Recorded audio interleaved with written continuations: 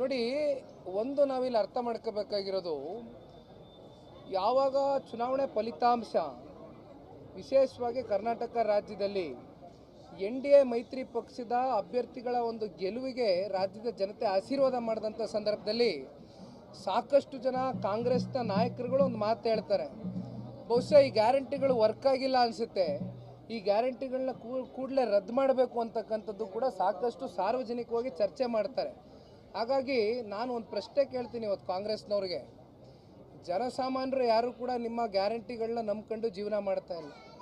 ಜನರಿಗೆ ಸ್ವಾಭಿಮಾನದಿಂದ ಯಾವತ್ತೂ ಯಾರ ಮೇಲೂ ಕೂಡ ಅವರು ಒಂದು ಸ್ವಾವಲಂಬಿಕವಾಗಿ ಒಂದು ಜೀವನ ಮಾಡ್ತಕ್ಕಂಥದ್ದಕ್ಕೆ ಇವತ್ತು ಸರ್ಕಾರಗಳು ಅವರಿಗೆ ಹೆಚ್ಚಾಗಿ ಪ್ರೋತ್ಸಾಹ ಕೊಡಬೇಕು ಹೊರತುಪಡಿಸಿ ಈ ರೀತಿ ಗ್ಯಾರಂಟಿಗಳನ್ನ ನಂಬ್ಕೊಂಡು ನಮ್ಮ ರಾಜ್ಯದ ಜನತೆ ಎಂದೂ ಕೂಡ ಅವ್ರು ಕೇಳಿದಂಥದ್ದಲ್ಲ.